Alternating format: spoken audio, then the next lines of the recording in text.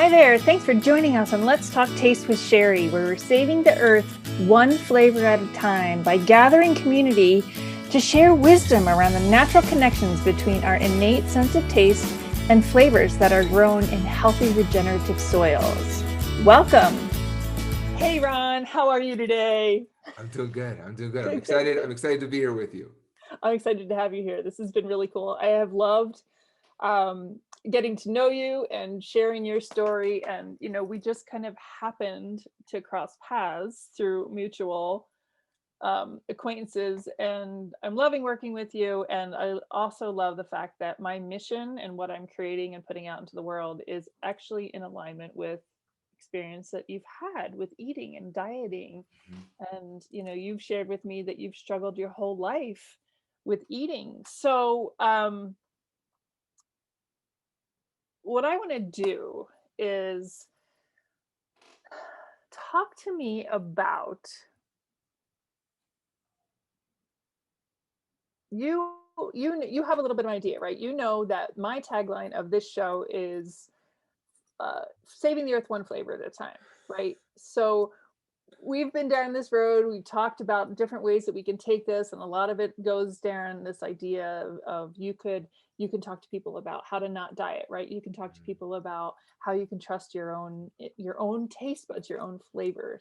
So just thinking about that concept and reflecting back on your journey and where you are now, because clearly you are healthy now, you are not overweight, you look great, you've made big changes, you have a love affair with food, right? You understand a lot things a lot differently. Walk me through how you see the thread of how living flavor may have, without you knowing it at the time, may have made a difference in how you choose to eat now. Oh my God, I love that question. And I have to confess too, I don't know if I've confessed this to you before, but I fully was stalking you online prior to us working together because of what I was seeing that you were posting. I found you on a I think you were on a panel with Cami Gildner and some other people, like it was like four of you. And I was just like, oh wow, like I really liked what you had to say. And then I looked you up and I was like, I want to work with her. Like she's got a story, you know? So and because it resonated, this notion of flavor, which I'd worked with nutritionists, I've worked with dietitians, I've worked health and wellness people, but this notion of flavor, I was like, that's interesting. So yeah, so my journey, I grew up overweight, and we moved around the world a lot, and I had a lot of anxiety, and my parents were very extreme people, so I was always like stressed out, and I went to eating bagels and cheese, and I seldom touched a vegetable. I don't remember liking any vegetables outside of potatoes until I was 13. I remember 13, like making that switch and going to a restaurant with Olive Garden, actually going to the Olive Garden. And I was like, all right, I'm diving in. I'm going to try it out. And I had a Caesar salad, which is like not even a vegetable, like to me, like that's not even like real. Right, but it's a step, right? I mean, it's green. Yeah, there's green in it. Right, right. There's green. It was a gateway drug, you know. Right. And then from there, though, I did go. I remember that we had a place in Chicago called Walker Brothers, or in Highland Park, the suburb I grew up in, called Walker Brothers, and they had this beautiful green salad. Still, it was Caesar dressing. I had Caesar salad, but I remember like they're just like really enjoying it. But again, it was mostly chicken strips and cheese and croutons. But I was like, all right, and over the next few years, I think 4 years, I got more into vegetables and my palate expanded. And then the uh, junior year of high school, I uh, I was failing all my classes and I was smoking a lot of pot. I hated pot. I hated drugs and I hated drinking at the time.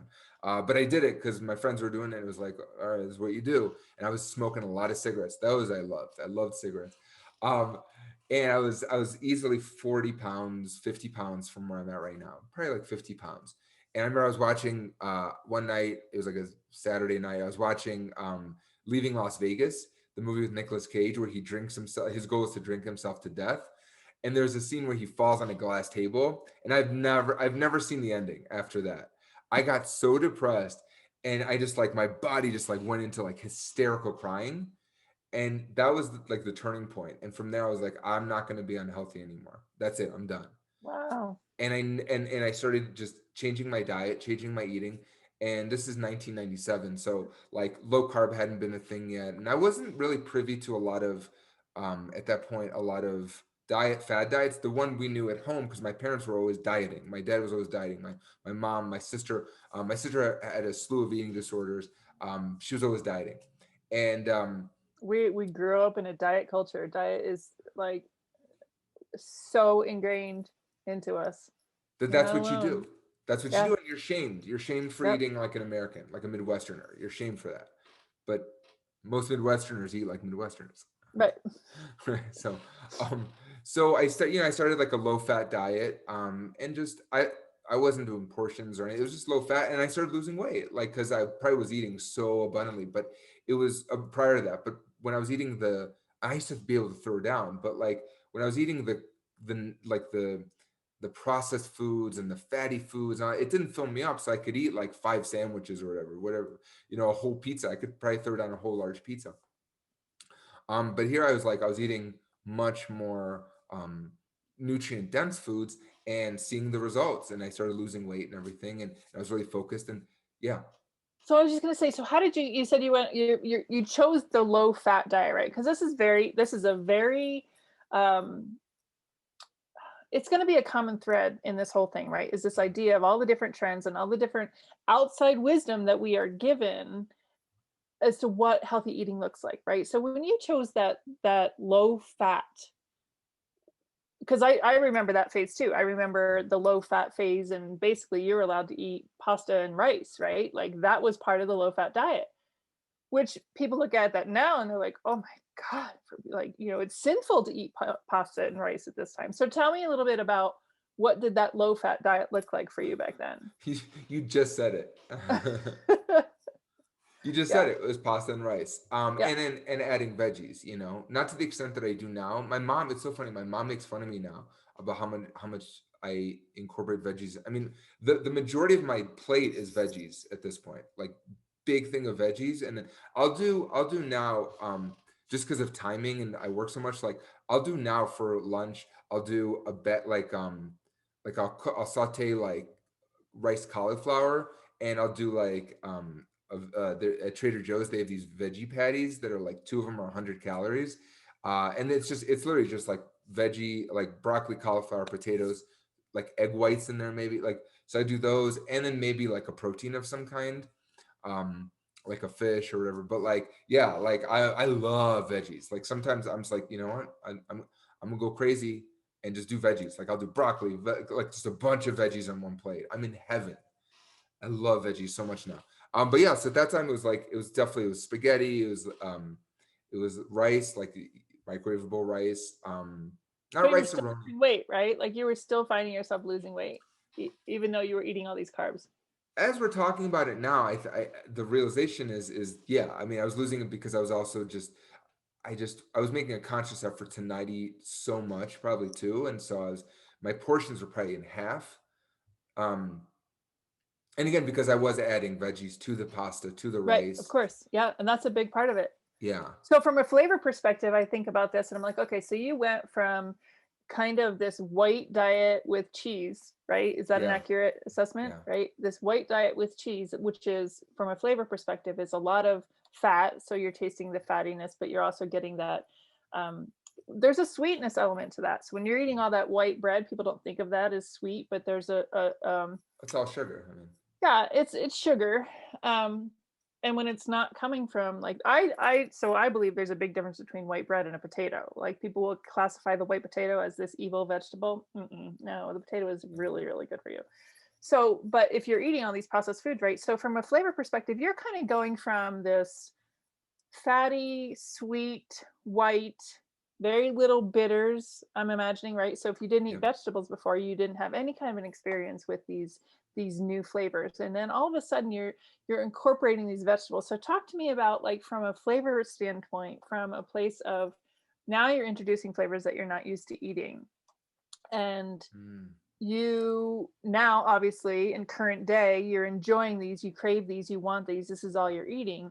But back then when you're having to bring these flavors in, what was that? Do you remember what the taste experience was like when you went from eating basically sweet and white and fat to this more varied flavor. Was it hard? Was there difficult Yeah. transitions? What was it like from a, if you can imagine if your taste buds could talk, what were they saying to you? Such a great question. I think, and it's kind of a 20-year journey since that time. So as an example, like where I can contextualize it with one scenario. And this again is over a span of at that, like let's say 10, 15 years after that, like time of like, okay, I need to change and start introducing healthy foods. And my weight fluctuated over the past 20 years. And it wasn't until literally 2, 3 years ago that I found the thing that works within that and where I'm able to explore more foods now. But at that time, from a taste bud perspective, my parents talk about this a lot. I guess I had sensory disorder growing up. And so my niece has it now. Back then it was called laziness. Now it's called sensory disorder. And we used to go in Chicago. We used to go to Devon, which is a street where it's all Indian food. Like it's like India town. Like it's all Mm, like one yum. Indian restaurant and after another. And that's where you really feel like Yeah. flavor, right? And Right. spice. And it's just the Yes. whole block Yes. smells of spice.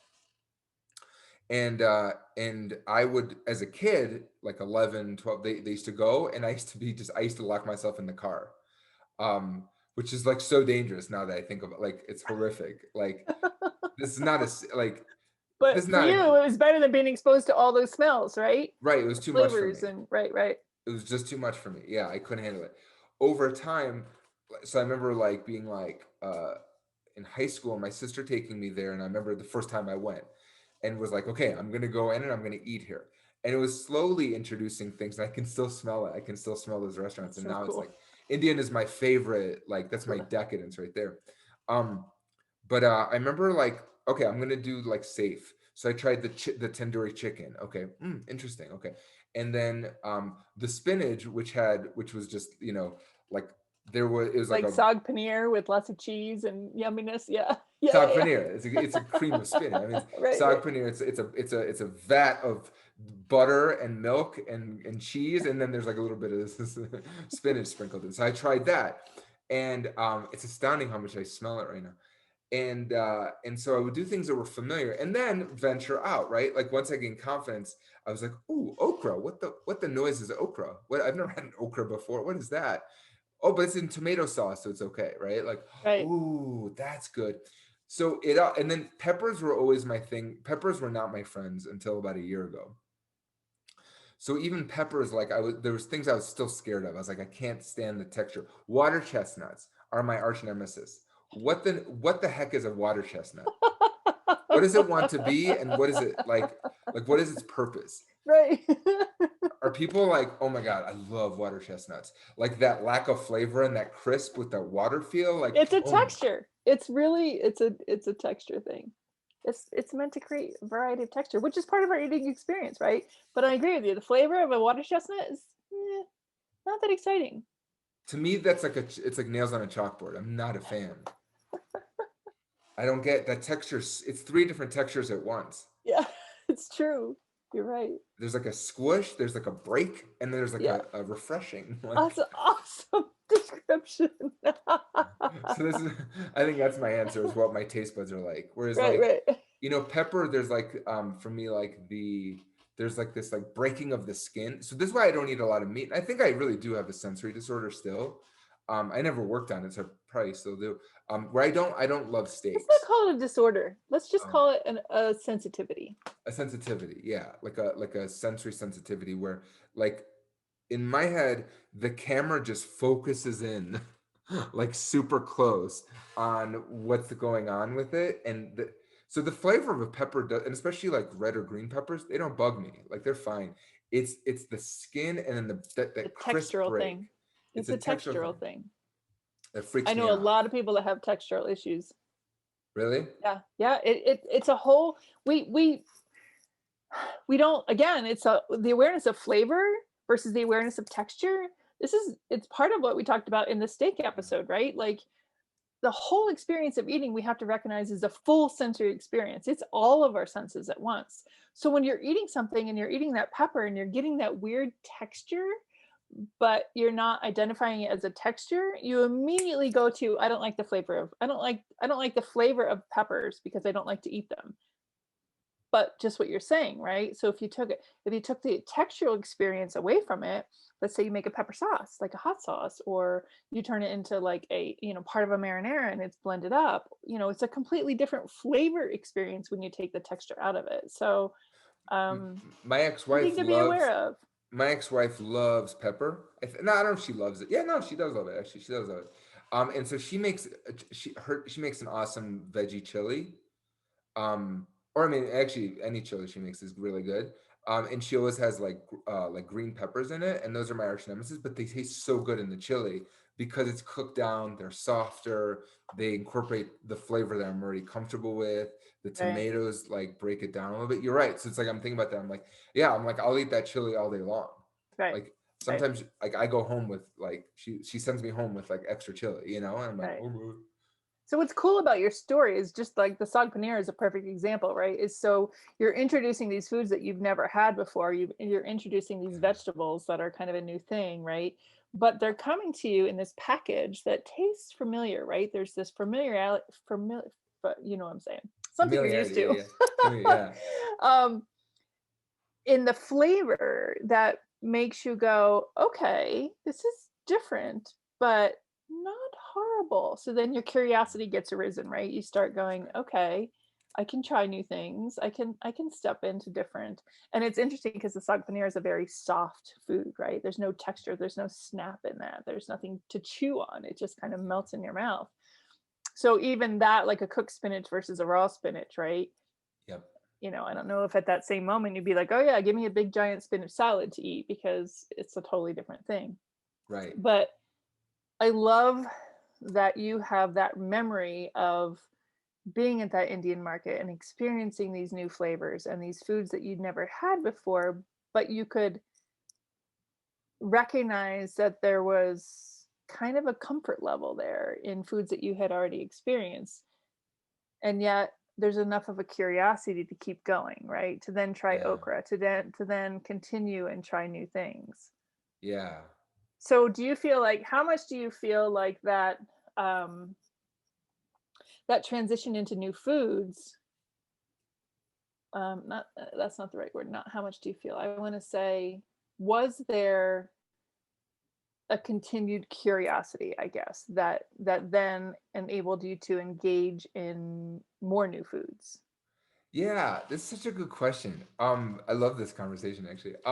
Yeah, like it's the same thing with like mindful, like abundance mindset.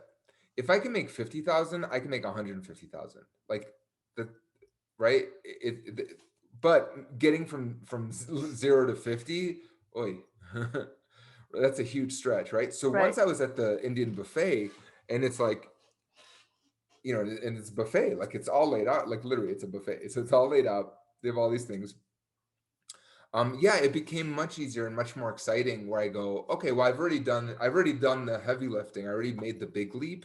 right, What's this leap now? It's like, oh, I equate it to like now that I can sing, oh yeah, I'll try opera, or right, yeah, I'll try right, rock, or right, like right, it's just a matter of changing the vowels or opening up the sound, but I have enough of confidence that I can maybe figure it out. I directed an opera 3 years ago, like literally 3 years ago now, and I remember being like, it's in Italian, and I'd never even seen an opera, but I was like, I had an opportunity to do it, so I was like, yeah, I've directed enough musicals that I could figure this out and work with the music director and work with the producer and get accustomed to it. So it's like you're leveraging exponentially you're building on what happened before. right.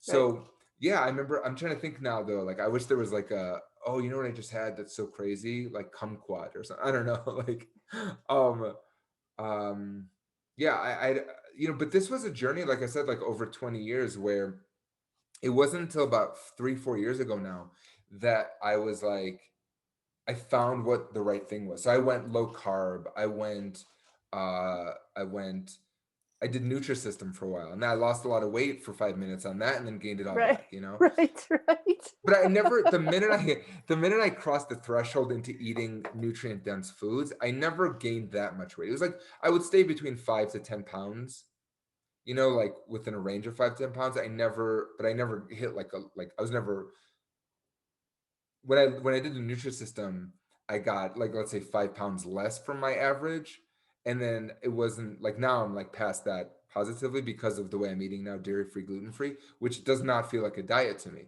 But Right. it was the 20-year journey of, because I was able to see success incrementally, or like, piecemeal, like over here with, if I do this, then that will happen. I was able to conclude and go, well, what does my body need? And I don't know that, like, I mean, I was never tested for celiac or anything like that. I had a nutritionist tell me not to do dairy, and then 10 years later, she's like, no, do dairy. But I found that dairy makes me really anxious. And after Huge like, body awareness. well, so 100%, after I had a Ayurvedic coach tell me get rid of dairy because it's inflammatory. And then she's like, try to bring it back in 3 or 4 months. 3 or 4 months went by. This is 2017. And I remember having a pizza, and my head felt like zzz after getting rid of it for those months. Like, my head literally Wow. felt like shaking. And then the Right. next day, I had just a huge drop in my like serotonin levels, and I was like sick, depressed. I couldn't get out of bed. I mean, I had to. I had a kid, Wow. but and so I was like, oh, is maybe it's just the pizza? So I tried like a week or two later. I was like, no dairy, and then tried it again with yogurt, with like Greek yogurt. We're told Greek yogurt is supposed to save, humanity, right? Like, at one point that was in the marketing. Right. Greek yogurt was everything. And same thing, like the next day, drop, and I was so depressed, and Wow. I was like, this hurts. Like, so getting rid of that, and then going gluten free was same thing. My mind just opened up, way less anxious, much more focused, um, and able to do all these other This is things. the So, thing, like, yeah, sorry, I sorry, didn't mean no, to interrupt please, you. yeah, no, no, please. I was just gonna say, like, this, what you're saying is so huge and so it's such a lesson for people that are listening to pay attention to, because we think we have to have this diagnosis, right? We think that someone has to tell us, whether it's an Ayurvedic practitioner or a nutritionist or the person that you've currently hired to lose weight or your doctor, right? Like the diagnosis of celiac. You just said you've never had the diagnosis of celiac, but you have gone through this process of recognizing that gluten totally takes you down, that dairy totally takes you down, right? Like this awareness, just taking the time to say, okay, I don't have to listen to someone else. I need to listen to me, is huge, and is part of like what I want people to do from a flavor aspect too. Like it's easy for us to categorize these evil foods that we're eating. I mean, I'm gluten free too. Dairy is limited, but I don't have any instant reactions to it. Um, and these foods that we're having severe reactions to are foods that have been massively changed in how they're being produced and how they're being given to us, right? Mhm. So I can't turn back the wheels of time and have you try, before your body experienced all these things. I can't turn back the wheels of time and have you go try like a beautifully cultured cheese from France that was, made from cow's milk that came from a healthy gut of a cow that was properly cultured, and see if that has an effect on you, because now your body already has perceived, and I'm not just saying perceived as if it's not real. I mean, it recognizes that these specific proteins and elements of food are causing havoc in your body, right? So this is huge when it comes to this message around living flavor as well, because I want people to be paying attention to their own bodies. Yeah. And maybe it takes a nutritionist or a guide or someone to come in and say, hey, why don't you try this and see how you feel. There's also lots of blood tests that if you really need some kind of proof outside of your own body shutting down and saying stop eating this shit, right? If you really need someone to like take your blood and give you an analysis, there's that too. But this is a huge part of it, and this body awareness that you experienced. um this is where I want to just invite people to continue this awareness on their taste buds, right? Like what's happening when I experience these flavors, not just on my taste buds, not just here, but that continues on and fuels my body. right? Yeah. And I think, um, for you, you're the classic example of what Americans are going through. We grow up in this diet culture. We grow up in this way that we feel like, oh, well, we can indulge and then we can diet, and then we can indulge and then we can diet, and then we can eat what we think tastes good, and then we can eat what we think tastes like shit, but it'll lose weight, and then we just continue this vicious cycle Right. instead of coming to a place where you recognize that, hey, maybe when you're eating all those processed foods and all that white food and all that fat, yeah, it's comfort food. Yeah, it tastes good because in your brain, that's what you're used to, but you're missing out on the bitters, the sours, the flavors that are fully supportive that you were ultimately able to get to, right? You're ultimately able, now you're eating piles of vegetables on your plate with spices and flavors. And would you say that you feel flavor deprived the way you eat right now? But as you're saying something, I'm not deprived of anything. I'm not on a Yeah, diet. Like, right. so it's funny. Our friend Megan Conter, she said so she does dairy free, gluten free as well, and when she went to France, she's like, I was eating bread and cheese. Like, not it's different, I have the same experience in France. right? Yeah. Completely different the way it's structured, and I'm sure if I go anywhere, right, it's the same. Um, but no, yeah, I don't feel like I'm on a diet. Like I don't feel deprived because I haven't had a cheat day in a year. I just haven't. It's because it's like, well, if I want to go gluttonous, so I still eat goat cheese. Goat cheese is fine for me. I found that like feta, if I don't know, I don't need it, but like if I were to eat something, like feta is fine. Like I don't have a response. But there's so much else I can eat, and now it propels me to explore vegetables more. Um, and so yeah, like it's yeah, I feel really empowered by it. That it's no longer am I on a diet. I don't feel limited. I don't feel I'm being high maintenance because anywhere I go, there's options, you know? Right, right.